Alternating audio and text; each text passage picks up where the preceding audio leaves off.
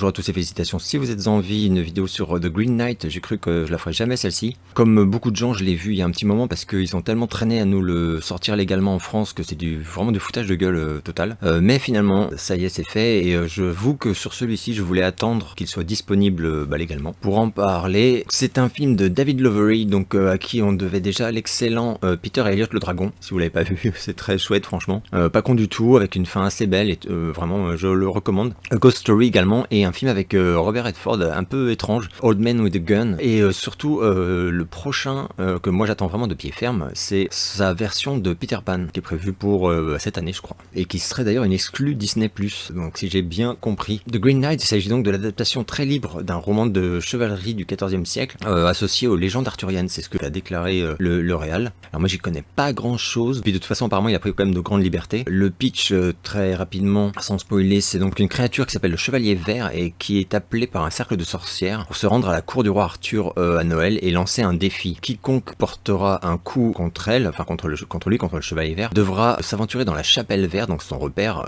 un an plus tard et se laisser asséner le même coup. Et en fait cette provocation est destinée à tester le courage d'un véritable chevalier. Or c'est le Gauvin qui va se porter volontaire pour asséner le coup, et lui c'est juste le neveu préféré du roi, mais c'est pas du tout un chevalier, et c'est même plutôt un arriviste, enfin un opportuniste, voilà, qui est plutôt lâche même, on peut carrément le dire, mais qui est en même temps tiraillé par ce désir de devenir un véritable chevalier, d'acquérir une certaine noblesse en fait. Donc il va asséner ce coup, on sait pas forcément qu'il prend pas ça vraiment au sérieux, parce qu'il comprend qu'il est piégé, mais ça va être assez compliqué, et du coup c'est très beau, c'est très beau tout son parcours. Ah oui, et durant son périple en fait, il va subir 5 tests qui vont mettre à l'épreuve est-ce que c'est un chevalier dans son cœur quoi. Qu'est-ce que j'ai pensé de ce film? Je peux pas trop rentrer plus dans les détails parce qu'après c'est vraiment, il y a plein de surprises et c'est ça qui est vraiment génial. Moi j'ai énormément aimé, j'ai énormément aimé. À mi-chemin, je me suis demandé si j'allais pas décrocher, pas l'arrêter, mais décrocher, parce que le ton est quand même très spécial par moment, et faut adhérer quoi.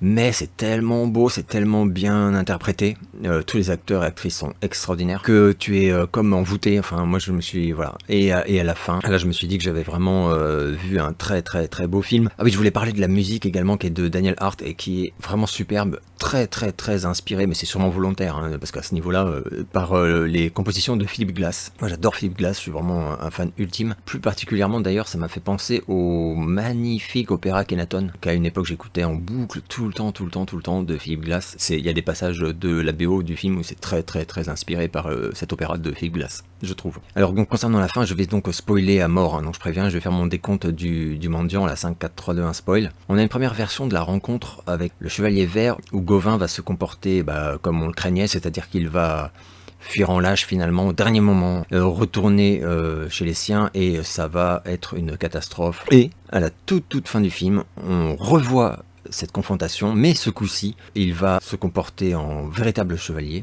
et être entre guillemets, enfin pas entre guillemets d'ailleurs, il va être récompensé de son courage par le Chevalier Vert et obtenir l'honneur et une destinée. Donc c'est vraiment absolument magnifique. Donc voilà, donc moi je trouve ça super chouette, c'est cette fin de film, double fin de film on pourrait dire. Parce que du coup si on retient la toute dernière, ça veut dire que, enfin ça voudrait dire que ce qu'on a vu avant, c'est peut-être ce que lui s'est imaginé, c'est-à-dire qu'il s'est dit si je me comporte en lâche, voilà ce qui va m'arriver en revenant, et que du coup il se comporte pas en lâche, ou alors c'est juste voilà une vision de alors qu'il s'est comporté en lâche et que le destin l'a puni, une vision de ce qu'il aurait dû faire et de ce qu'il aurait obtenu s'il ne s'était pas aussi mal comporté. Voilà, bref, un film que je vous recommande totalement, un gros coup de cœur de l'année quand même si c'est pas pour tout le monde, je pense. Enfin voilà, d'ailleurs autour de moi c'est pas non plus unanime, hein. Donc voilà, je vais m'arrêter là, j'espère que vous allez bien, et je vous donne rendez-vous très bientôt pour une nouvelle vidéo.